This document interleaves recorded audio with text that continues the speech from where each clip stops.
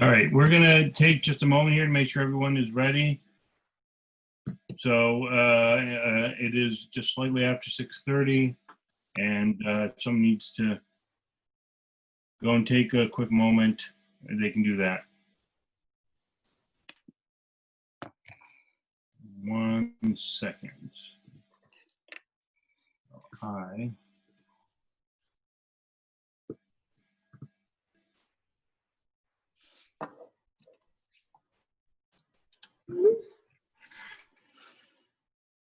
All right. So let's well, we're gonna go straight to the reconvening in open session. We don't do roll call at the reconvene in open session, so we go straight to consent motion because we did that at the beginning of the meeting. So item number D is the consent motion for approval of item E, F, and G, agenda approval, approval of minutes, and approval of financials. Is there a motion? So moved. Is there a second? Second. Okay, then if there's no further discussion, I will do a roll vote in order of seniority. Teresa Seam, Aye. Molly Krychowiak, Aye. Danielle Bailey, Aye. Andrew Franklin votes aye. Then the motion carries. We move on to new business 2A. Yep, and first of all, welcome everybody. I appreciate it. Normally in September, there's not a lot of business items. It's just a lot of updates on the new school year, which is what we are going to do. So I want to, first of all, thank Shannon Kilton, who's going to be doing the majority of the speaking, but also Jenica Westfall, and our principals and our staff who've started a new school year in an unbelievable way. All virtual, and you, as you will see from Shannon's presentations, I'm just thrilled with the participation rate of what's going on and how much learning's happening in this new normal of a school year. But before that, we do have one new business I'm asking the board, and this is kind of an FMLA quirk. Miss Laura Becker is on an extended maternity leave. That leave technically ends on November 18th, I believe, and what she's asking is for an additional 7-day leave, which the board has to approve because it's not FMLA, then it's a school board leave. So I'm asking the board to extend the maternity leave for Miss Laura Becker through the end of Thanksgiving break, which is November 30th, 2020. Is there a motion with respect to the recommendation? So moved. Is there a second? Yeah. Okay, so Larry, just to kind of go through our book, our employment manual, the first year is always something that we strive to abide by. If someone asks for, generally speaking, we give it. A second year is often contemplated, but I don't know if we've ever had something that was just for a week. I'm inclined to grant it, but it's ultimately something that's within the board purview to do, right? Correct. FMLA is a federal law that you can't not do, but an extended leave of absence is in our handbook under unpaid leaves. It can be for any amount of time. For Laura, it's just an extra. It's letting her take her leave through Thanksgiving instead of coming back, teaching for 4 days, and then going on Thanksgiving break. So, Which it's a technicality. Right. I hear. All right. Does anyone have anything else? All right, then I'm going to do a roll call vote, and I'm going to go from left to right across my screen. Molly Krychowiak Aye. and Danielle Bailey Aye. and Andrew Franklin. And I vote aye. And Teresa Seam, I believe, had to step away for a quick matter, so I will record her vote as a no vote. I guess it's I guess it'd be 3-0 based on who's here, but motion carries. Yes. Yeah, so Right. in 3A. All right. Information and board member items. We're going to have quite a few just updates, some that were board requested, others because it's the new school year. But Dr. Kilton's going to talk about the North Shore Health Department reopening updates and data reports. We did reach out to Ann Christensen, who's the director of the North Shore Health Department. She's on a meeting with another school district tonight, so wasn't able to join us, but she will be joining us at the October 7th meeting. So Shannon's going to talk about that. She and Ann met earlier this week to go through everything. Then Shannon's also going to talk about the our new or back to school update on engagement and participation, about specifically going from emergency learning last spring to virtual learning in the fall, and the difference that that's going to talk about. The board asked for a special education services update that she will give you all the numbers and details about that. I was going to do, and we will kind of tag team the virtual learning partnership that we have with Glendale Heights and Milestones. Rosie's not available to be here, so I'll give a quick update on the Right Way bus contract and the state standardized testing. And then the board will discuss their own information, and I do have one Nicolay Partner School update. So with that, Dr. Kilton, if you'd like to start. All right, hi everybody. Thanks for coming. I wanted to just start before I share my screen. I'm not sure if Dr. Moser is on the call tonight, but on behalf of the administrative team, I just wanted to extend a warm welcome to Dr. Elliot Moser as our new interim superintendent. I've had the opportunity to work with Dr. Moser through the Closing the Achievement Gap Consortium over the last several years. So we are really looking forward to working with him this year as we navigate through the reopening to support our students and staff and families. So I'd just like to give him a warm welcome. If he's here, great. If he's not, then hopefully he can hear the message. That He's being here. said, is he here? Yeah, I see him. Okay, great. Welcome aboard, Dr. Moser. All right, I'm going to share my screen.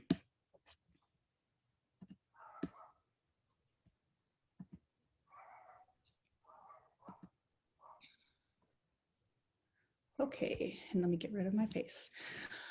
All right, we have several things to discuss tonight. The first thing is obviously very important to everyone on the call tonight about the reopening of schools and what's going on with the data in the Glendale-River Hill School District.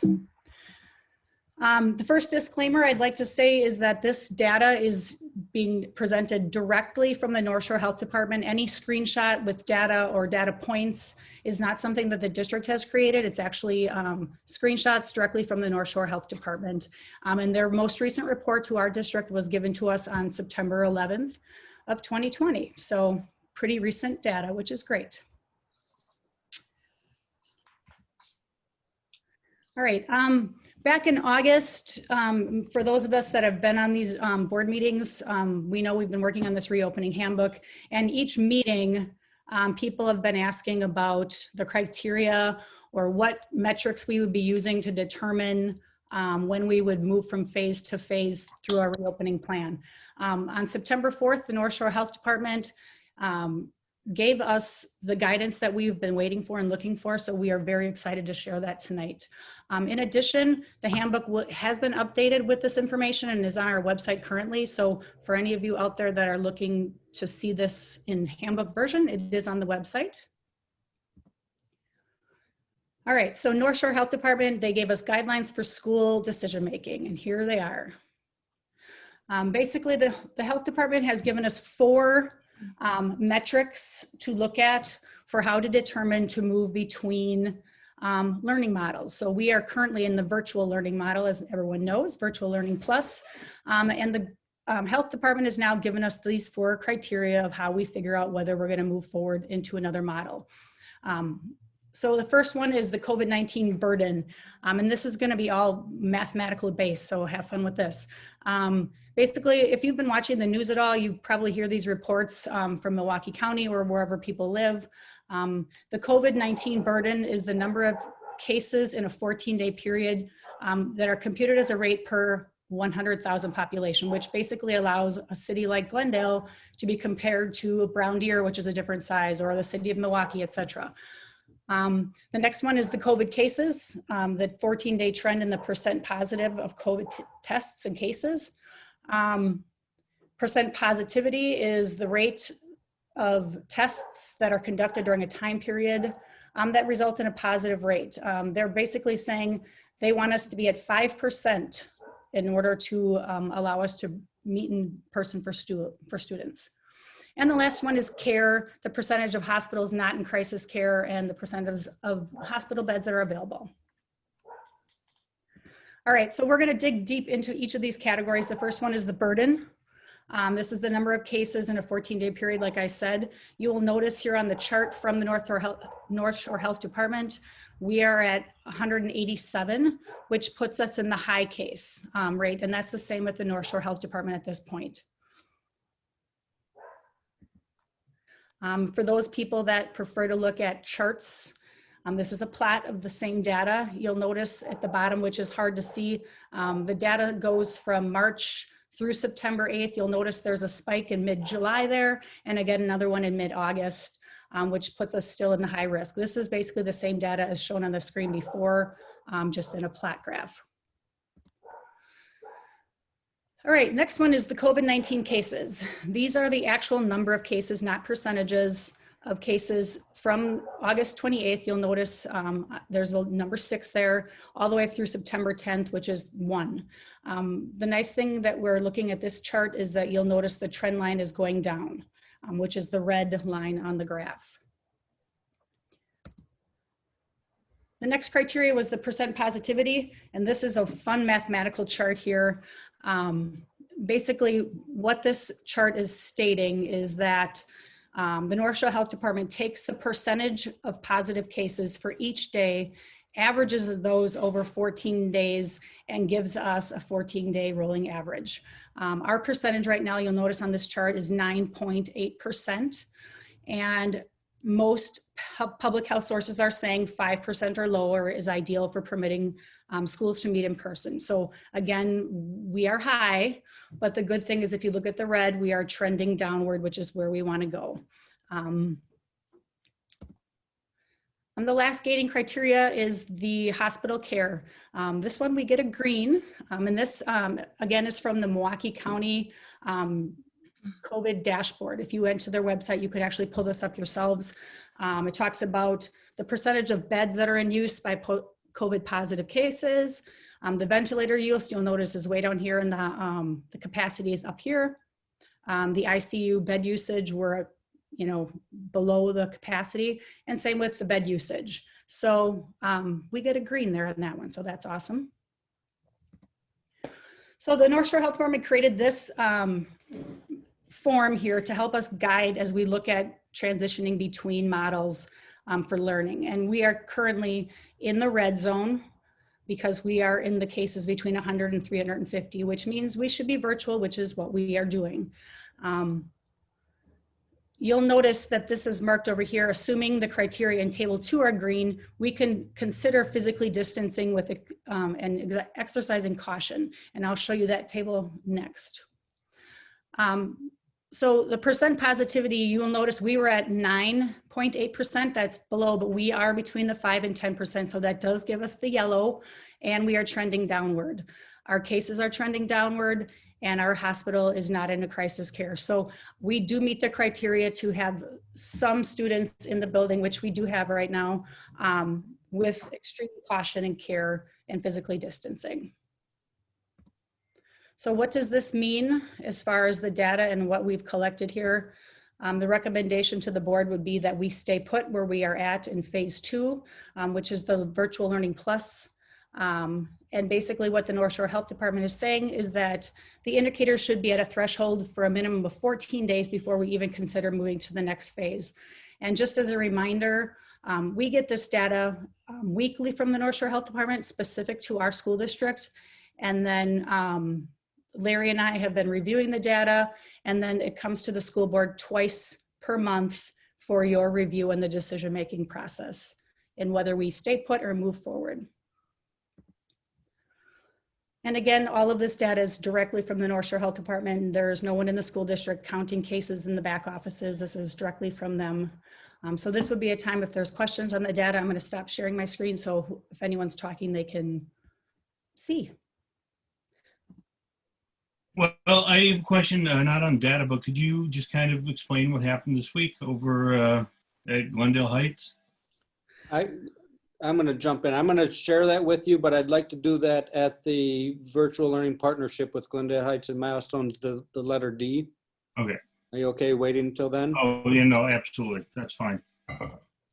I don't have a question. I just have a comment. And I just want to thank you, Shannon, for putting those graphics on there, because for people who aren't math minded, I think seeing as many visuals as possible, as clearly as possible, is really important. And so I appreciate you doing that. Thank you so much. You're welcome, and I'd like to thank Ann at the North Shore Health Department, because she does that for every district in the North Shore. So each district gets their own data, and you'll see Nicolay has different data than Brown Deer, has different data than Whitefish Bay, and so on. So they really make it specific. So they've done an outstanding job for us. I would also like to say thank you to Ann specifically, because that's something from if you remember, board, I talked back in early August that the state was going to come out with some criteria, and the state chose not to come out with criteria, and they still haven't come out with criteria. So we asked the North Shore Health Department to help us create that, and Ann did a wonderful job coming up with specific metrics for just us. So kudos to them. I would like to talk to Ann and see what her job responsibilities were before the pandemic. That might be one of my questions at the October 7th meeting. Holy cow. All right, thank you so much. All right. Having dealt with them personally, I Yeah.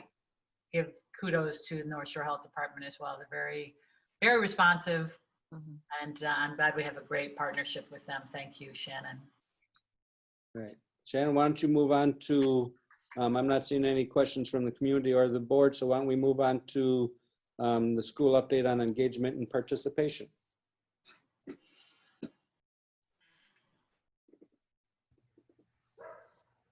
Okay, before I start this section, I would like to give a huge shout out to our custodial staff, our support staff, our teachers, the building administrators, and the district office. The amount of work that went into reopening schools virtually and getting everyone on board was outstanding, and it took a team effort. So I just want to give a huge shout out to everybody in the district for getting this going. As you know, we started our school year the first week of September with Ready, Set, Go meetings. And the purpose of those meetings were to build relationships. I'm sorry, there's a dog barking outside. Yeah. And that's not my dog, I just like to So the purpose of these meetings were to make sure that we took the time and energy to get to know students in such a weird start to a school year. We're used to having kids in classrooms and hugging teachers and smiling at their classmates. So this was our attempt to find a way to make relationships with kids and families in a different way. So we spent the first week doing this. And again, kudos to every teacher and the administrators in the buildings for setting up safety protocols and appointments with every family. So here's the participation percentages for the grades listed here. 98s and 100s, 95s across the board for people that actually came in, picked up devices, had face-to-face or virtual meetings with staff in their grade level teams. And again, across the board, we had everybody 90s and above. So it was very exciting data. And just to note, like any family that wasn't able to come and pick up materials, building administrators were driving boxes to homes, doing home visits to make sure everyone had what they needed. After the Ready, Set, Go, we moved into virtual learning. As people know, students in 2nd through 8th grade were given Chromebooks. Students in K4, K5, and 1st grade were given iPads to make sure that everyone had access.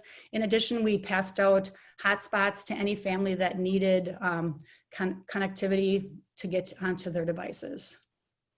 And here are the percentages for virtual learning. So again, thanks to the teachers for helping me collect all this data. We went through and took every single kid's name in the district and made sure that people saw their face on a virtual meeting or for those students in special education actually showed up in person. So another wonderful group of data points for the virtual learning participation.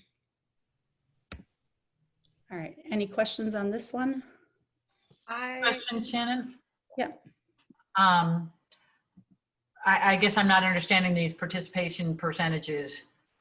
Is it a percentage of who was signed up last year from second grade who should be in third grade this year, or what are the numbers you're using to create that percentage? Great question. So we created, and when I say we, my wonderful administrative assistant, Kayla, put together a spreadsheet using the Infinite Campus class lists for every single child that was enrolled in the district. So we were able to go into Infinite Campus, take the class list for K4 into a spreadsheet, the class list for K5 into a spreadsheet, and so on all the way through 8th grade. And then that spreadsheet was in turn shared with each individual teacher, and each teacher logged onto that spreadsheet and put an X if they had an appointment for Ready, Set, Go, and put an X if that student came to class during the first week of school. And then any student that did not get the X, those people were followed up on either by an administrator or a school counselor. And again, like I said, people were driving to people's homes to make sure that we were making connections with every child in the district. Quick question then, how was the Infinite Campus class list created, generated, populated? Well, it rolls forward from last year. So for example, if you were in first grade last year, you roll up to second grade this year, and then any new enrollments that the secretaries in each building enroll were added to each of those class lists. And then again, because there were kids showing up after Ready, Set, Go meetings were already scheduled that registered the last week of school or the last week of summer. And then teachers were asked if there was someone missing from their class, not on the chart, to add a column or a line to make sure we didn't miss anybody. So our goal behind that was to make sure that every person, every child was accounted for. Perfect, thank you. Danielle? Yeah, so if this is not the right part to ask this, but I'm thinking about how you're thinking, Shannon or Larry, about soliciting, the feedback beyond the numbers, the feedback about how it's going, how parents are feeling, how students are feeling, how teachers are feeling, that kind of more substantive feedback we could use to assess, are our platforms working, are our schedules working, what supports does everybody need? I echo your shout out and appreciation. I've seen how hard and benefiting from how hard, teachers and administrations and everybody's working. So I want to make sure that we are thinking about getting at those points of what supports are we. I know we're a week and a half in, but how are we thinking about getting that kind of feedback and adjusting whatever needs to be adjusted as we move through this? I got that one, Larry. That's an excellent question. We actually, Jenica Westfall, myself, the building administrators, and then Jessica Shape, who is our behavior interventionist and social emotional learning coach, met yesterday to actually go through a survey template that's already in the works. It will come out from the district office, and each family will be asked those types of questions like, how are things going? What other things do you need? The template has already been created. We're just tweaking that, so that will be going out in a Google survey, like similar to the ones we've sent out before. And again, I'll just jump in that I told them to wait a little bit because I'm sure families are surveyed out. So we were going to wait up until at least next week before we send that out. So. And what about? But I also think you want to let things stick for a little bit and just see how they ferment while the kids are learning the processes and the parents are learning the processes, and just let them have a go at it for a little before you send out that survey too. I agree. But what about teachers and staff, Shannon? Are you going to do something similar, or is it something different? Or Yep, we definitely have survey overload going. As Larry said, we are trying not to inundate everyone with surveys, but the staff will be surveyed and the families will be surveyed as well. Okay. And we're really looking for the students' input. The parents of the little children and guardians of the littler children are going to have to help them fill out the survey so that we're getting student voice in this. But our older students, the middle school students and the kids at Glen Hills should be able to really kind of give us feedback from a student's point of view of how things are going. And in case I missed this, we'll later on also reutilize the committees from the reopening handbook, Correct. right? Yep, the instruction committee and the social emotional learning committee are the two groups of people that are currently working on these surveys together. Good. So they are a part of it. Okay. Yeah. Thanks, Shannon. Thank you. Moving up to special education services. Right. I apologize. There's a lot of me talking here going on. So let me get organized here. So over the last several board meetings, there have been many questions that have come from parents and board members regarding special education. And oftentimes Larry or Rosie would share budget numbers of what we spend in special education. And Larry will like to remind me all the time how much money special education costs. But we are committed as a district to supporting students and staff and families in special education. So the purpose of this report is to dig in a little bit more and give people more specifics about what we do with our special education. So my first disclaimer for this one, and I apologize to anyone out there that are math people, because I know this doesn't make sense, but one child in special education is not equal to every child in special education.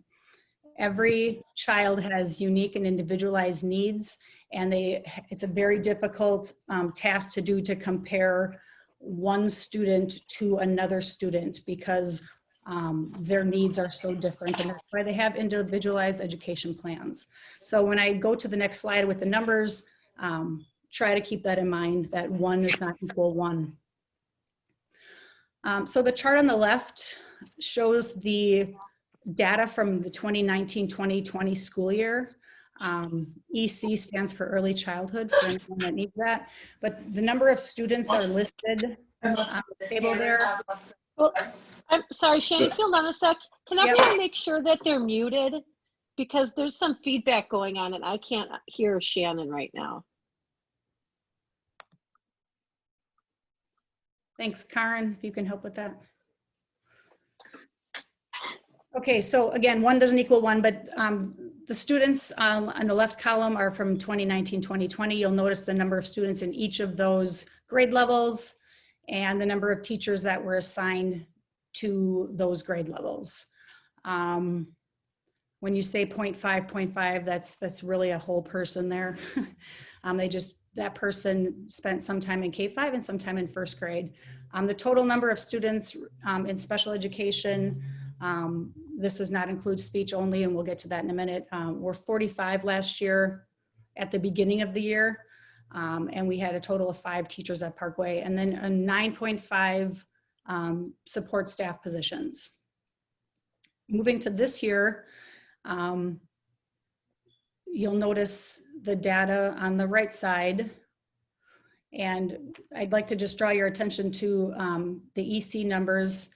We start early childhood every single year with lower numbers, and then as kids age into the early childhood program, those numbers increase, and as new referrals come in, those numbers increase. So early childhood last year happened to be a little higher, but I guarantee that we will not finish the year with 3 students in early childhood. One data point that is concerning, and Dr. Smith and I at Parkway have already talked about this, is you'll notice that this was a bit of a surprise to have 17 students in K-5. If you looked, last year's K-4 was 8, and now suddenly we have 17. Sometimes friends move into the district, or students get qualified for services over the summer. So that number is definitely a red flag for us, and we are working on that and problem solving through that right now. And then a perfect example of why number 1 does not equal 1. You'll notice in first grade, we have 4 students in special education that are being given a full-time teacher. And then in second grade, 4 students have less than a half teacher because the needs of these 4 students are not the same as the needs of these 4 students. And then 3rd grade 7, 1 teacher. So this is an odd thing. I checked the numbers over and over and checked my math at 45 last year and 45 this year. That's pretty much unheard of. And then you'll notice we added a 0.4 in special ed teachers. So just to summarize this data, what happened last year is 1 teacher attempted to service the students in K-5 and 1st grade. And even though 8 students, that seems reasonable, we quickly learned that that was going to be a challenge and we were not doing the best we could for those students. So therefore this year, those students that were in K-5 last year that are in 1st this year have a full-time teacher. In 2nd grade, we added 0.4 in special ed staffing to support that group. Moving on to Glen Hills. Again, the table should speak for itself. This one's a little bit trickier. 4, 5, and 6, you'll notice the numbers, or 6, 7, and 8, I'm sorry, have 1.333. That's really, the district hired or assigned one of the special ed teachers last year on the staffing report to be a 6th through 8th grade special education floating teacher. So the person that was assigned that job was assigned students throughout the building based on the needs established by the building administrators. And we found that that was a little tricky to manage. So we changed that for next year or this year, and I'll show that. Then you'll notice, in addition, at Glen Hills, we have 1 teacher that is assigned for students with intellectual disabilities, and that teacher works with students in grades 4 through 8. So in theory, she's not assigned to a grade level because she has some 4th grade, some 5th grade, 6th grade, 7th and 8th grade students on her caseload, but she's still a full-time teacher assigned to Glen Hills. So she shares the load of the students with the other teachers on the caseloads. If we move to this year, 2020-21, instead of trying that float position that we felt did not work the best last year, we have added a 0.5 to just 7th grade because those numbers are higher than the other grade levels. And the needs, again, 1 does not equal 1 of that grade level warranted an additional 0.5 teacher just for 7th grade. And again, same within that 7th grade caseload here. The teacher that has students with intellectual disabilities does have students on this caseload as well. So there are really actually 3 teachers working with the 20 students in 7th grade. So I hope this math makes sense. The numbers at Glen Hills went down of 3 students as of the data that I collected, giving the end of the number being 6.5 special ed teachers assigned to Glen Hills. And then the support staff position stayed the same. And the other disclaimer I'd like to say, and I know I've put this in the newsletters, is that we are still hiring paraprofessionals. So if anyone is looking for a position, any parents out there on the call, please get in touch with me. We are still hiring paraprofessionals to fill all the positions. In addition to the numbers on this page, we have students in our district that received just speech and language services only, which means their IEPs are written to meet with a speech pathologist, just that speech pathologist, no other related service or another special ed teachers involved. Last year we had 47 students. We had 2.8 speech pathologists hired. One of our pathologists was a 0.8.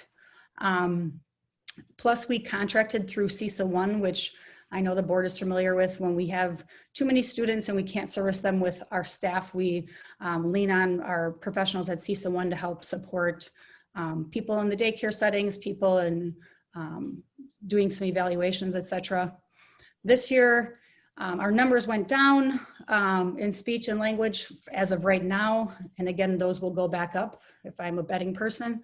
But we currently decided to hire 3 full-time speech pathologists instead of, and trying to avoid using CISA at this point. Obviously, if that changes, then we would just contract with CISA again to help with any needs that we might have. Other special education supports that the district currently provides. We have 2 full-time occupational therapists that work in both buildings. We have an 80% physical therapist that also works in both buildings. We have a full-time ASL, which is American Sign Language interpreter. That's full-time this year. Last year, that employee was 50%, but the student now needs 100% since the student is a full-day student. We have a full-time school psychologist, full-time behavior interventionist, full-time behavior support paraprofessional that's not counted in those other numbers. And then in addition, we contract services for audiology, vision and hearing, hearing impaired, and orientation and mobility. And then this year also out of the special ed budget, we added a full-time social worker. Okay. Thanks to the school board and our wonderful phase 2 learning plan, our special education services are up and running in the district. This has been the happiest day for many of us that we actually got to see children's smiling faces walking through the door. I think it helped all of us remember why we do what we do and our commitment to working with kids. So phase 2 virtual learning plus, during the regular school year, students in special education have an IEP, which is individualized education plan. But what happens during virtual learning is that some of those IEPs language don't make sense. For example, some of our students would have preferential seating on their IEP. Well, if everyone's sitting in a small group with individualized services, that's not necessarily making sense. Or other IEPs would state adult assistance in regular education. Well, none of our students that are coming in for services are in a regular ed class because the only students that are coming in are students in special education. So what we decided to do along with the partners, and I know I talked about this at another board meeting, is we developed virtual learning plans to really address the needs of how we can meet the needs of each student during virtual learning plus, which some kids are coming in for services, some kids are staying home for services, and some kids are doing both. So kids will come in for services, but then they access the virtual learning at home with supports from the special education staff logging on virtually. So this virtual learning plan is attached to the IEP, and once we come back to school, the virtual learning plan would just be discarded and we would go back to the regular individualized education plan. This also prevents all of our special ed staff from having to rewrite and redo every single IEP for a temporary virtual learning plan. So I know I mentioned this in a couple board meetings, but we surveyed all the parents and guardians of students in special education to figure out what they would like their services to look like. 135 as of today are receiving in-person services and a staggered approach. So we don't have 135 kids in the building at once, but we do have kids coming and going throughout the school day to receive services that are on their virtual learning plans. 69 of those students are just receiving virtual services. And I put in there 42 of them are speech and language only. If you can imagine students that are working on properly making their letter sounds and word sounds and articulating, if they have a mask on, that's very challenging to do, and it's very challenging for our speech and language pathologists to be able to help students with their letter production if they can't see their mouths. So a lot of the virtual services for speech and language were more effective if they could do it virtually without a mask on and see each other's mouths. So in a typical year, this is just a sample grade level. It's not depicting any certain grade level. We have most grade levels have 5 teachers per grade level. So this could be second or third grade or whatever, but teacher 1 may have 22 students and 3 students with IEPs within those 22. Teacher 2 could have 23 students and 2 with IEPs and so on. You can, I don't have to read this all. But what happens is you'll have 1 special ed teacher and possibly 1.5 support staff assigned, and they are in turn supporting teacher 1, teacher 2, teacher 3, 4, and 5, and the support staff for students that need regular ed supports in the classroom are going from room to room to room to try to support the needs of all these students. And if, you know, Molly, I'm sure you can attest to this, in the beginning of every school year, the special ed teachers,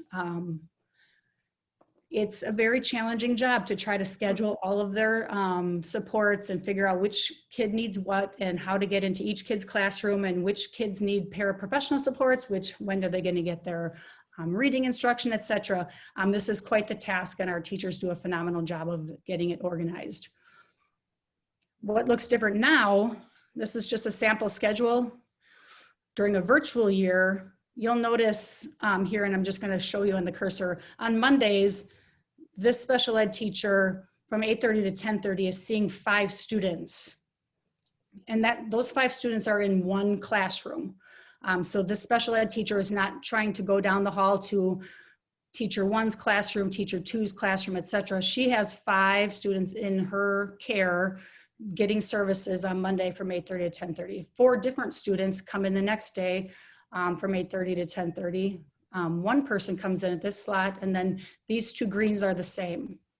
Then this teacher is cleaning and disinfecting her toys and her classroom and her tables, etc. And then is going into the afternoon with 3 students here. She's logging in to support virtual learning here, is seeing the 3 students here, and then has another student here. So this schedule and what special ed looks like right now is much different and unique than it would be in a normal year with 5 classroom teachers running reading at the same time, for example. This slide I put in here, I've put this in the newsletter. I cannot tell you enough how appreciative I am to all of our special ed staff, both certified teachers, support staff, our therapists. Everybody has knocked it out of the park and has reached out to every single person on their caseload and is getting them the services that they need so that we can make sure that our virtual learning is much better than the emergency learning that happened in the spring. So again, huge shout out to everyone. Thank you, Shannon, for spending the time and putting something that's so detailed together. I really appreciate it. You bet. Very helpful. Thank you, Shannon. Yep, you're welcome. So this is going to go into the daycare portion of this. There will be time for questions with the special ed stuff all together, and I can flip back and forth. But these pieces here about how the special ed services are scheduled currently is what makes this possible. So the virtual learning supports, we have students in our district that instead of being at home with a parent or guardian or caregiver are in a daycare in our building or in Good Hope School that need access to learning. And we as a district are committed to every kid every day, whatever it takes. So we tried to be creative in how we can support these students. So this section, I'd like to give a huge shout out to Dr. Smith. She has taken on an extra job in coordinating and meeting. I think when I talked to her on Sunday, the Packer game was on and she was actually getting off of a Zoom call with the daycares. And she is basically supporting another entire building of virtual learning. So thank you, Dr. Smith. She has rocked it with this. So right now we have 45 students in Glendale Heights that would have been in daycare, but instead they're getting supports with virtual learning. So we have 5 Glendale-River Hills support staff that spend their workday supporting these children. They stay in a classroom. They're not all over the building. They focus on certain kids in the classroom with iPads and Chromebooks and are delivering, helping the kids attend to their virtual learning just as a caregiver would be doing in their home. Milestones is located at Parkway, and there are 15 students in attendance there. 10 of the support staff at Parkway are spending part of their workday supporting these children, and then the other part in the Parkway classrooms. So they float in and out of there. And then Dr. Smith was nice enough to send pictures, because everyone loves pictures, of what virtual learning is looking like. So you'll notice these kids in this bottom picture here that are sitting together in Glendale Heights are actually in the same class. So they're working on the same things.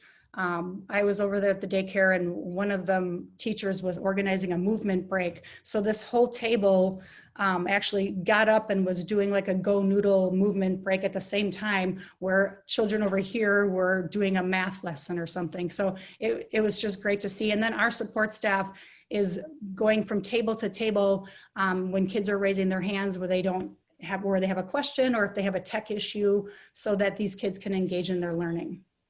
Shannon, sorry, can you just go back to your previous slide? I'm just trying to understand, are the ages at Glendale Heights and Milestones, are they same? Is Glendale Heights like generally older students? I'm trying to understand why 5 support staff for 45 students and then 10 part-time staff for 15 students, what the logic is there, how that's working. Yeah. I can jump in on that one. I Shannon. can jump in too. Yeah, I was going to say, Dr. Smith, where are you? I'm right here. Hi, Dr. Great. Hi, great question. We actually have the 10 support staff located within Glendale Heights. I'm sorry, within Milestones. But I think it's important to note that our Milestones, the individuals that currently work within Milestones are also support staff supporting students with special needs as well. So what I did when looking at their schedule is ensure that only part of the time was spent in the daycare, allowing them to pair up with their cooperating SC teacher and support the students the other part of the day. Okay. The other part of that is Glendale Heights serves kids from 4K all the way through 7th grade, and Milestones is only 4K through 3rd grade. And Okay. we're anticipating additional students over the next 2 weeks coming into Milestones. Okay. Correct me if I'm wrong too, Milestones is just before school and after school as That- well, correct? Not this year. They're doing full virtual learning with us. So they are supplying a full-time teacher all day long for our kids also. Excellent. Thank Okay.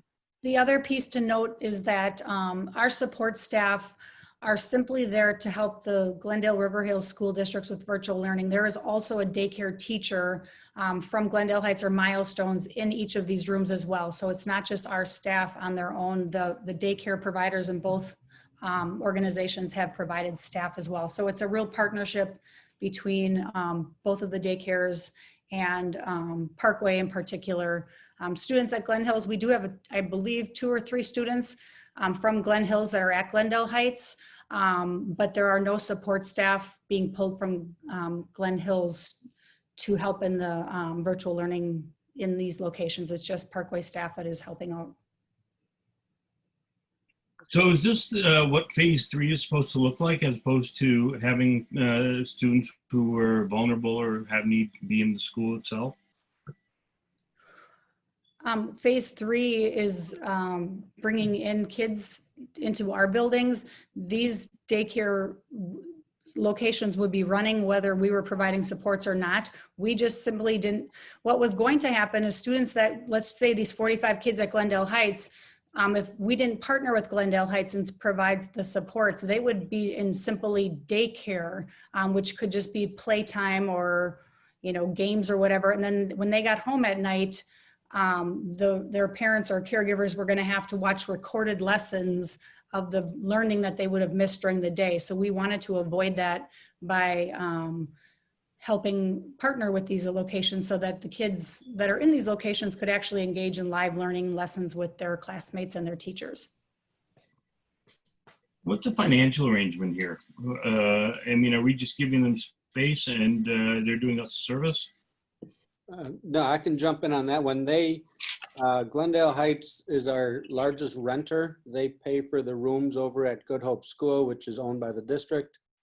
So each room they rent and pay to the district their rent. Because of the virtual learning plus, the reason that we are doing this, knowing that a 1 or 1.5 daycare provider probably would not be able to do virtual learning like we are. So when I met with Cheryl, and they're both Cheryl from Glendale Heights and Cheryl from Milestones, we created our financial commitment is our paraprofessionals. That's all we pay. And quite honestly, one of the reasons we did this from an administration standpoint is if we chose not to have our staff working with these kids, our kids, we probably would have had to furlough them, because as Shannon showed you, if there's only 5 students in a building from 8:30 to 10:30, a teacher can meet the needs of those 5 students without a paraprofessional. So this allows our staff to maintain their work schedule, their normal work schedule. What's the approximate breakdown of, I guess, students in the district versus staff students versus at-large students, I guess? Our staff is only working with Glendale-River Hills students. No, but I mean, in terms of staff kids, how many staff kids are using Our staff, Milestone versus how many normal students, or I shouldn't say normal, I mean non-staff child students? so we also offer daycare to our staff members, which was going to be a separate program, and we ended up not having, other than staff who live in Glendale, participating. So there are students. So that at one time we were going to, and Milestones was gracious enough to do it, we were going to house both Nicolay and Glendale-River Hills staff members' children's here at Glen Hills. That was going to be a completely different program, and it didn't have enough participation to get off the ground. So the 45 and the 15, there's no other students who are going to be. That is 60 Glendale-River Hills students. Right. But, and so in essence, what we've been able to do is we've been able to get Glendale Heights to serve us exclusively. They have other students, but they would be in different classrooms. Okay. They have kids from Mequon, they have kids from Brown Dare. They have a lot more than 45 students over at that building. Okay. And Yeah, we're our- observing all the health protocols with respect to. Yep, I'm going to talk about that at the very end. Okay. Yep. When I was at Glendale Heights, and or Dr. Smith, feel free to pipe in, but like our kids are in separate classrooms. So the students from our district are in a different room than kids that are from Mequon or Cedarburg or wherever. It's just our students in classrooms. Are our parents, so we are letting teachers, students attend for free? Nope, they have to pay for their daycare. Oh, you said offer, so they have to pay for the daycare, okay. And then I guess my next question is, are the special ed eligible students who are receiving services, are they also paying for services to Glendale-River Hill, or to Glendale Heights? The reason why I ask is Let me answer that question. Every parent was contacted, and if there was virtual learning plans, which is part of their IEP needs, that needed to happen, our staff would work it out with them, that they would come into their regular classroom. So if they were a Parkway student, they come to Parkway with the second grade special ed teacher. Or if they're here at Glen Hills, they would meet with the 7th grade special ed teacher here in our building. If they went back to Glendale Heights for the daycare part of it, they would have to pay for that piece. But the special education piece is fully supplied by the district. But we have this phase 3, so this is all I'm trying to understand. What's the plan to transition these students who are receiving services in, what is really phase, 2? What are these students who are, in Glendale Heights, when are they going to be transitioned, or will they need to be transitioned? I suppose it's the other question to ask, into phase 3 at the physical school. I guess I will take that one. I'm not sure that the kids that are currently in Glendale Heights or Milestones would necessarily be the ones that we would consider for phase 3. They just happen to be in a daycare setting during their school day. It doesn't necessarily mean that they would be vulnerable or ones that would need intervention per se that would fit the criteria for phase 3. Phase 3, I think, includes students with 504 plans, health plans, those needing intervention services that can't access virtual learning. Doesn't necessarily mean that those are the same students that are in the daycare. And then as far as the special education question, I can, I don't know the name of every kid in these programs off the top of my head, but I do know one child in particular that's at Glendale Heights. is engaging in virtual learning with our support staff, but then also qualifies for special education in-person services. So we are transporting that child from Glendale Heights to the school for his in-person services, and then goes back to Glendale Heights after the services are done. I want to make sure that I'm clear, and I appreciate the answer. I'm looking at our definition of, the phase 3, and I'm listening to what you said. You said that they wouldn't be able to access live lectures. We're providing them services. And in my mind, I guess the only way to phrase it is, by providing services through Glendale Heights and through Milestone, are we in effect making people pay for services that they would otherwise receive for free under phase 3? And I know that's not what the intention is. I want to make sure though that, Yeah, I'll take that one because I think your lawyer brain is, and I'm not being critical of you. The reason these students are at Milestones or Glendale Heights is because their parents have chosen that they need daycare for them during the school day. So the virtual learning is free. What we have chosen to do by working with Glendale Heights and Milestones is that we're allowing these parents to have their children get their virtual learning at their daycare. And Shannon kind of alluded to that, instead of having daycare services all day with no school going on, and then going home and having to do all of the recorded lessons that happen during the school day. okay. Okay. So this is the section. If there are other questions, I think people have asked questions already. If there are questions on special education or virtual learning supports, I know Larry's going to talk about the question on the daycare piece, but if there were questions on any of the data points, I can feel free to slide back to any of the slides. So, and I will jump to it because obviously what Andy asked about earlier was there was a case of COVID-19 at Glendale Heights last week. It was a 2-year-old, and then that 2-year-old's father, who does not work at Glendale Heights, was also infected, and so they have quarantined the 2-year-old classroom. Now that same family has a 4-year-old teacher at Glendale Heights who's been tested and is in quarantine, but is negative tested so far.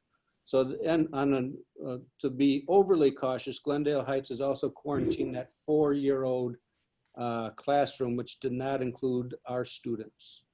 It was a different 4-year-old classroom. So that, that kind of, again, in this, Yes. I'll be blunt but kind at the same time. COVID has created people to become very questionable and somewhat mean.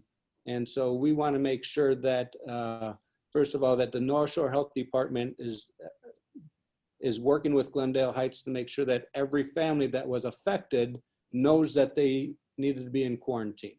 And we have that protocol in our handbook. We were very clear with our staff that it did not include any of our staff members or any of our students. And, I appreciate that comment, Larry, because I think it goes back to, we have a protocol in place, we followed it, and it seems like it worked. But we work very closely with the North Shore Health Department, and if there's a COVID-19 case that would affect any of our staff or any of our students, we'd be very upfront about that. However, it also means that if it doesn't affect our staff and it doesn't affect our students, HIPAA laws still apply and we can't talk about it. They don't, because you're not a medical provider. Okay. So next, Shannon. Okay, that's it. I hate to say it, but that's it. So, thank you for talking so much, Shannon. I'm just curious, our social worker, I guess I'm just curious if you can maybe just elaborate a little about how we've been utilizing this new position. I'm just sort of curious how that's, I know it's very early, but sort of what kind of things either she's doing or planning to do sort of to supplement special ed and all of that sort of SEL stuff. Sorry, I I'll, made you talk more. I'll let Shannon answer that, but I'll just let you know, she's not sitting around eating bonbons. So Yeah. Shannon. And I'm not, nope, and I'm not implying that at all. I'm just I curious. know you because are. I'm so happy that we have that. And I would just like to know more about how we're utilizing that position. Great. Before I answer that, is anyone going to ask a question about any of the slides, or can I stop sharing so that people can actually see your face, Danielle? No, I just have one question about just to clarify for the people in the room. Yeah.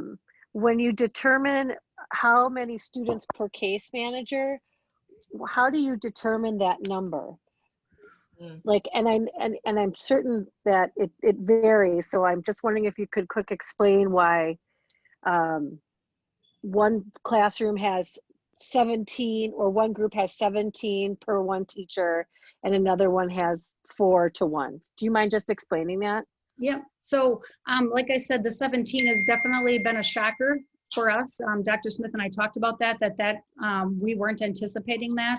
When we looked at the numbers, that's not what we were expecting. So we will keep a close eye on that. And then for anyone that's worked in the district, I would tell you that I can't think of a year that has gone by that we have not ended up adding paraprofessionals.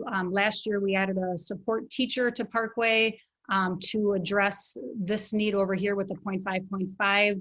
A teacher was moved over to from Glen Hills to Parkway to help support the needs that arose in that grade level. So sometimes it is that we get to know the kids that are new to the district or new to the caseloads, and we adjust and we add staff as needed, or we change the supports that are needed with paraprofessionals. So I know that you know this, Molly, but so the 4, like this, a perfect example right here is the 4 and the 1. I know these 4 children in particular in the first grade caseload, and this group actually needs the teacher and para support to support the needs of the kids in this grade level. And that again, to not talk about individual students, that some students may in both buildings could need modifications to work, or help staying on task, or help with transitions. Others might need occupational therapy, physical therapy, speech and language, and have a plethora of supports that are added to make sure that their IEP needs are met. So that's why I just keep saying 1 doesn't equal 1, because what 4 students look like in one grade level does not mean it's the same needs of 4 in the other. So it's really on a case-by-case basis, and collaborating with classroom teachers, special ed teachers, and the administrators in each building to make sure that we are doing the best for every caseload. And I appreciate you answering that, because I did know the answer, but for some lay people, I think that it's important that they know that there's a story behind the proportionality between students and teachers, and to not make an assumption as to why one number is one number and 1 is another. So I thank you for clarifying that for the group. I can jump in also, and I will tell you, Molly, because I'm a former special education teacher a long time ago, and Shannon and Ida and Mallory did a great job of banging 1 does not equal 1 over my head last year, because the 4 that are in first grade obviously were K-5 last year. And if you remember, during the year, we did add more support over to Parkway because of that. When you are in that classroom and you see a particular child and their needs, it's obvious that 1 person cannot meet the need of 4. And whereas in second grade, I know those kids too. 0.4 teacher can meet the needs of 4 students because the needs are so completely different. And so kudos to our principals and Dr. Kilton and Peggy Rodriguez. They make it very clear to me when, I always complain about the budget in the end, but at the end, we will do what's right. And they know that I will hire an additional para, not I. The district will hire an additional para. The board will approve an additional para or teacher sometimes. We just have to go through the process to make sure it's a valid need, and they make sure that they show that to me.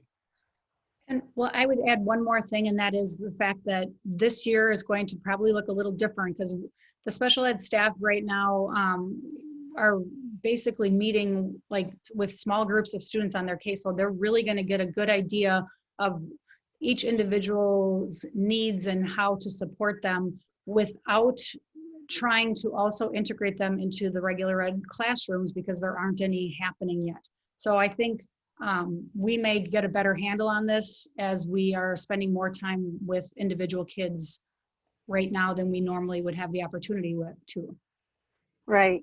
And I think that's important too, because I know that the case managers probably spent an inordinate amount of time creating these virtual learning plans. And so to dig deep with some of their students, then maybe that they can adjust that living, breathing document as they work with the kids too, which I know and appreciate is also above and beyond what they normally would do during a school year anyway. Yeah, that's why I'm going to flip it back to this page. Like, I'm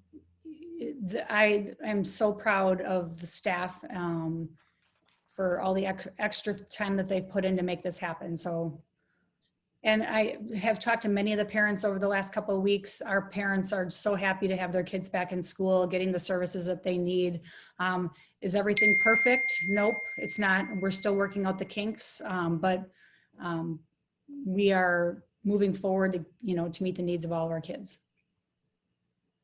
So I'm going to move on because it's already getting a little long in the nighttime. But I just have a couple quick more updates. First of all, Shannon, thank you very much. Yeah, Outstanding job of clarifying and being able to articulate really complex ideas into simple forms. And I really appreciate you and the rest of your team that made that happen. So thank you, Shannon.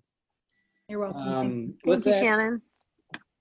I want to give a quick update on the Right Way school bus contract, which is still in flux. Last year, we, as a district, we approved 55% to help cover their overhead costs, which when we went back and forth, the board, you were part of that discussion last year. We're probably going to end up close to that same number while we are virtual learning, but I do need to give Right Way a shout out. Maybe not as quickly as Dr. Kilton wanted because she had to give kids rides the first week, but we are now busing students to our schools individually on buses through Right Way. We gave them a schedule and said we want student A to come to Parkway at 8:30 and go home at 10:30, and student B you can drop off at 10:30, then come back and pick up at 12:30. And we are now busing our students who are coming into the schools. But we don't have a final, we have a contract, the contract's the same. We just don't have an addendum worked out between the Nicolay Consortium. So I'll bring that back up at the October 7th board meeting also. And then the update on the district and statewide standardized testing. We parents will get a letter from Jenica Westfall, our director of learning, soon, because we are going to attempt to do STAR testing with a valid response. I have concerns about that because doing virtual STAR testing, I think is going to be difficult, but the reason that we are doing it is I'm not blaming, but the US Department of Education has come down and told all the states that, yes, you will do standardized testing this year, which is the Wisconsin Forward Test for us in the state of Wisconsin for every 3rd through 8th grader. Our state has appealed to the US Department of Education saying, how do you do that if it's virtual and keep it valid? And basically the quick answers, the US Department of Education said, that's your problem, not ours, but you must do it. And so if we have to do standardized testing come the spring, we should give it a goal of doing STAR testing right now. So that's the reason that's going to come out. As internally we had that discussion, is it good or bad or indifferent? I think if nothing else, it will give us an idea of how to do the forward test in the spring if we are still virtual. With that, Mr. Franklin, I turn it over to you to have the discussion about changing the school board committees. And if you don't mind, actually, Mr. Franklin, let me finish up with the Nicolay Partner Schools update, and then you can go. Because the big update is, and as Molly knows this as a teacher, is the Nicolay School Board, and as does Teresa Seam, has approved Nicolay moving their start time to around 8 o'clock. I was meeting with Dr. Kabara and the other partner districts because that will affect our busing contract. And so that we are working, but Nicolay and the partner districts all agree that the research shows that high school students should start a little bit later. So they're going to be moving their start time from 7:11 to around 8 o'clock. I say around, 8 o'clock is their ideal start time, but if it has to be 7:55 or 8:05 because of busing, because of our contract, they're willing to move it a little bit. So we will continue to work with Nicolay. What does that mean for Glendale-River Hills, Mapledale, Indian Hill, and Fox Point Bayside is one of our schools will probably have to open around 7:30, possibly 7:25 to make sure that the busing works. And so we're going to work with Right Way and Nicolay and the rest of the partner districts to see if that should be a middle school. There's good research out there that middle school should start after 8 o'clock, or possibly an elementary school, but that also then sets up after school daycare for elementary kids. So that's going to be an ongoing discussion this entire year. I just wanted to give the update that the Nicolay board has pretty much approved that Nicolay will be able to start at or around 8 o'clock next year. So that will be an ongoing discussion for the rest of this school year. With that, I turn it over to you, Mr. Franklin. I apologize. Actually, Andy, I just want to say one thing because Go ahead. it sounds like we're wrapping up about the instruction part.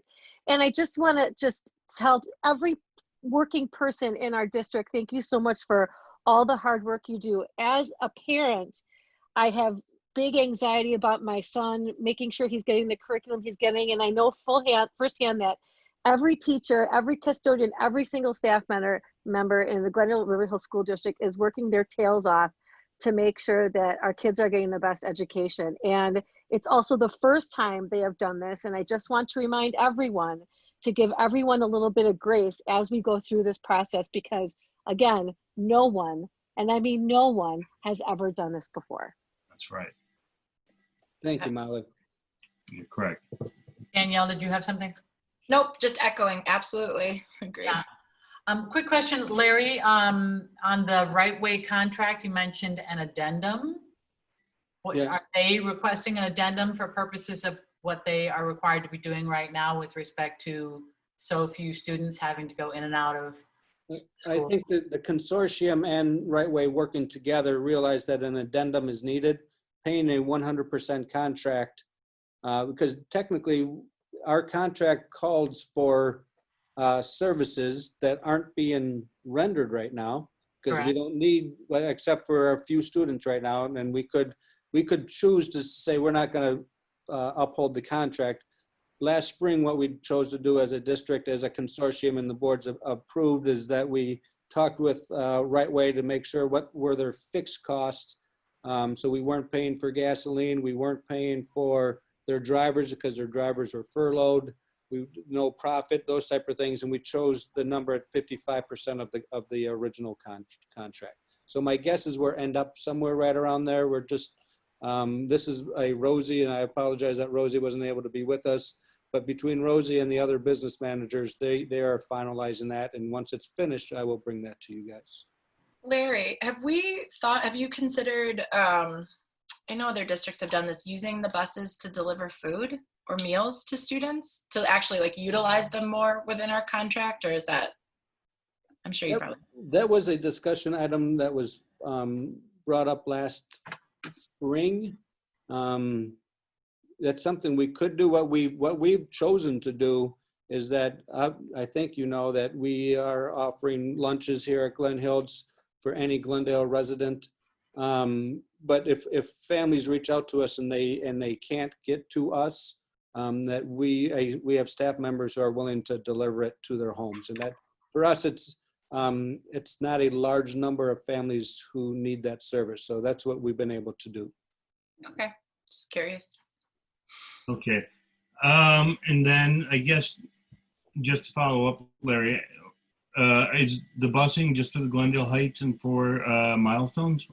No, that's for our IEP students coming to Glen Hills or going to Parkway to meet with our special education teachers or speech pathologists or occupational therapists or adaptive FIED is going on. So that's students coming to our schools to have their IEP goals met.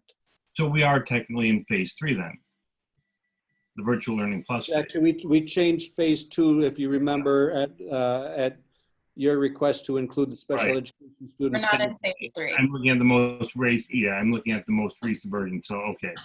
Just making sure we're clear on that. Yep, we're still on phase 2 of virtual learning plus. Okay. Perfect. All right. Thank you. Then on our next item here, which is our last regular item G, is updates and discussion on changing to school board committee versus committee of the whole structure.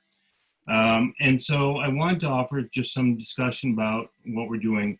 Over the last couple of years, I think that people have gotten very comfortable, and I think that they understood and respected that we've had 2 different meetings a month, that we've had a committee of the whole meeting followed by our school board meeting as a general matter. Obviously, times have been a little bit different. We've had a lot more meetings, and so we've been doing a lot more work. But when I became president originally, I wanted to create a committee of the whole because I thought it'd be a good way to bring people together to address a number of topics. And the feedback that I've gotten from the board as of late is they'd really like to work on individualized areas. They'd like to become more specialized and get into some greater depth when it comes to some of the matters that are coming before us. And I have to respond to that, and I understand, what the concerns are. And I certainly think that, change is an opportunity for growth, and that if we do things a little bit differently, we might be able to find a way to learn more from it and to adapt. So with that, I did want to note that I appointed people to committees. And by the way, obviously we'll have new work with Dr. Moser coming in October. And I think that's just the right time to switch to regular standard committee structure. So there's going to be the same appointments, and I will send those out to the board again in case our memories have gone a little thin in the 5 months or so since I appointed people.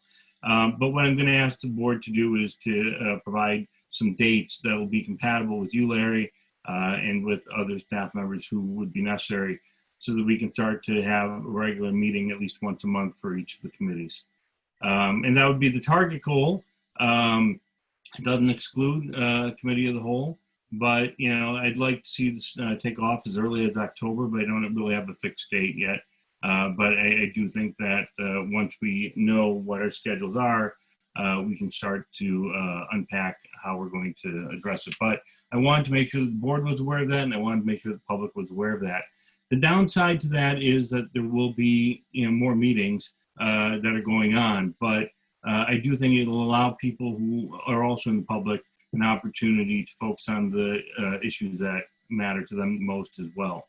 So I'm hoping that in trying a new approach that we have some positive success here. So my just one reminder, and I would encourage boards to do this. Our handbook states that you need to have 2 school board meetings per month to meet the health criteria. That's only through this pandemic. This pandemic's going to end eventually, and you can get back to the committee and just 1 board meeting per month. So it makes sense to me that for example, the next board meeting is October 7th. If you want to do a finance committee or whatever, that you pick those 2 dates to do committee dates at the same time. But that's up to you guys. Danielle. So the standing committees, my memory is then, since we've been doing committee of the whole, is it communications, policy, finance, and buildings and maintenance? Are those, am I missing any? Are those accurate? And curriculum. The committees are buildings and grounds, communications, curriculum and instruction, finance, personnel negotiations, Nicolay area shared services, and policy. Okay, so I guess my comment would be, I would wonder if we want to look at those and figure out which are relevant to right now, which we really want to dive in and be well versed in. I think like reopening obviously is something where maybe that would be a place to present that data. Tamika's for a while talked about equity and doing some work around equity. And also we have the superintendent search, and so I'm just wondering if, I'm just sort of putting that out there to sort of think about like our buildings and maintenance, is that worthy of a full committee at this time? And I'm thinking out loud. So I just, if we're gonna do this, I want it to be efficient, effective, and impactful. So the areas where we can be impactful, that's all. I'm just Well, I asking. think that's a conversation to have. And Larry, I think you're about to step in there. I mean, I think Larry has always been, the leader in terms of trying to prioritize which items are most important. I would also say, by the way, while I target trying to have, monthly meeting on each committee, I'd also got to say that, you don't just have meetings for the sake of having meetings. Right. So I'll jump in. I think because of the pandemic, I think your finance committee is going to have to meet often. Just because even though this should be you're going to pass an amended budget in October, and you should be, right now, being able to take at least a month off of finance. I don't think that's possible because of the CARES Act and CARES money that is going to have to come. I think curriculum and instruction, I think you would not be doing your due diligence if you were not meeting on curriculum and instruction, because that's our number one priority is student learning. The buildings and grounds, I think we have spent a lot of times on buildings and grounds lately. We've put a lot of money into our buildings to make sure that they're up to date. So I could see that going every other month or even once every 3 months. The equity work that we've been doing as a district, I think if that's not a focus, as I remind people every day, that equity is not done on Tuesdays. It's not my equity day. Equity is in everything that we do, every policy. I would also remind Dr. Moser, who's coming in, and the board, that over the last few years, we've been talking about updating our policies. And I think that would be another priority area that the board can focus in on. Okay. Then with that, Larry, unless I'm mistaken, we move on for visitor participation. Yes. Okay. Visitor participation. Visitors may speak on a non-agenda item at this time. State law and or board policy may limit school board response. And if you have something to say, just raise your hand. We'll call you in order. We'll give you 3 minutes each. And please try, if you can, to stay within that 3 minutes. But I'll give everyone a moment if they have any questions.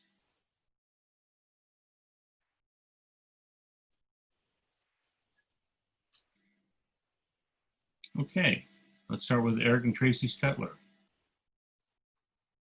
I just actually have a question for clarification, really.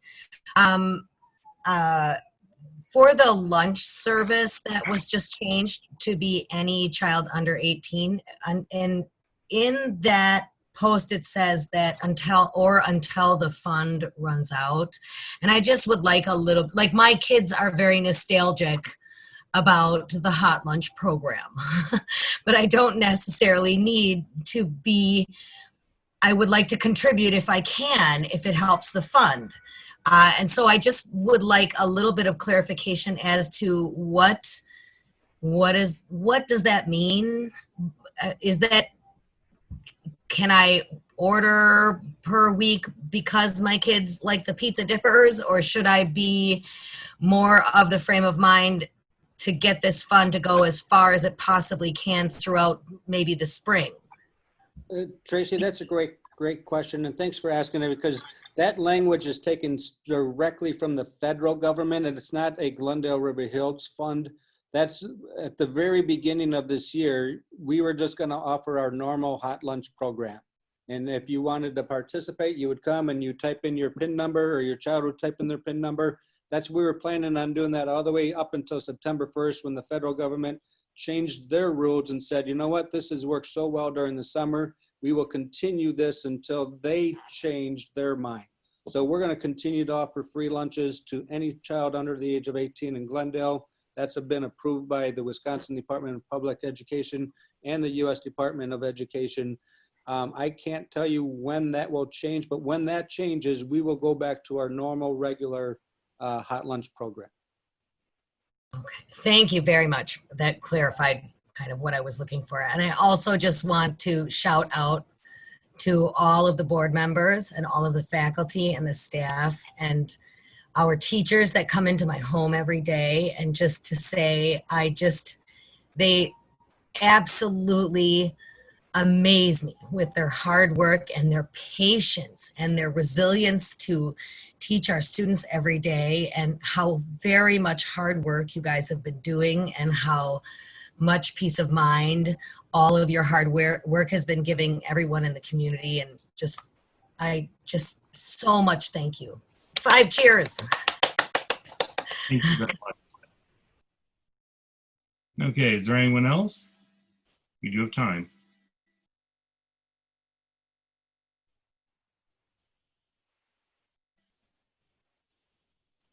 I don't know if you're seeing my hand, but I have something. Please. All Thank right. you. Yeah, go ahead. Amanda Seligman, 7120 North Braeburn Lane. Larry, this is a follow-up to the question that was just asked about the lunch program, and please forgive me if this is a misplaced question. I have a friend in a district in another state where they were actively encouraging parents who did not need those free lunches to get them, on the grounds that it was going to keep their cafeteria staff employed, and it would also somehow magically increase the overall amount of money that was going to come into that district, and therefore also increase the extent to which they could continue to serve lunches to children who were very needy as opposed to children who didn't need it. And I wanted to know, is that a case, something that we should be considering? Because my kids also don't need the lunch, but I would like the district to have as much funds as possible. So I'm trying to figure out what's the right way to game this opportunity in our district. Sure. Actually, I appreciate the question. I'm not sure what state you're talking about, or even if it could be a district in the state of Wisconsin who has their own lunch program that they are in-house. We contract out with Airmark, so the district doesn't make any money on the lunch program. It's called, not Fund 80, Fund 50 is our lunch program, and all the money that comes in through Hot Lunch Program, or in this case, the federal government is paying per lunch, but that money is going to Airmark, who is our contracted service person. So the quick answer to your question is, for the Glendale-River Hills District, you do not have to, and I don't mean to call your friend from another state play that game, but you don't have to play that game here. Thank you so much. Perfect. Okay. Give it a moment.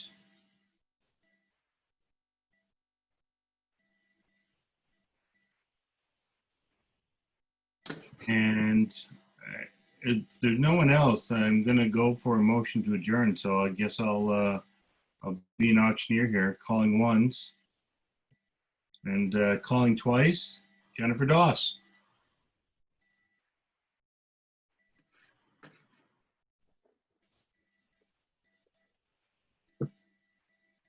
Go.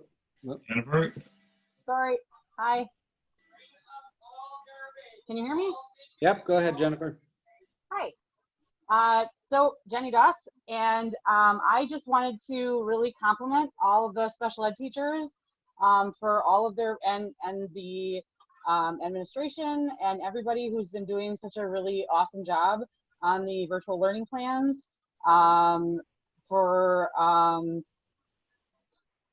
the flexibility, the changes that have happened. Our students, the students that have expressed some challenges, and the teachers have responded by making some changes already in the week and a half. So I just wanted to publicly make a statement that I really appreciate all of the hard work that everyone is making in this really challenging time. That as a part of the parent advocacy group, that we are all recognizing that there are challenges, but that we really recognize the hard work that all the teachers and administration are putting in. Thank you. want to echo that. And, my brain fart aside a few moments ago, I've been observing what the school's been doing with special ed students in terms of getting the teachers ready. And I've been getting a lot of feedback, and I've watched what Shannon and the team have been doing. And I am impressed. It's a huge effort that needs to be undertaken. And I know that there are things that need to be worked out. It's learning and growing experience, but I know that there is just a positive work ethic amongst everyone who's contributing to the team right now. And Jenny, I do appreciate the public compliments. Those go a long way. I thank you very much. I'm very happy to make them. I know that my 5 kids had some smiles this week, and that was very meaningful to me.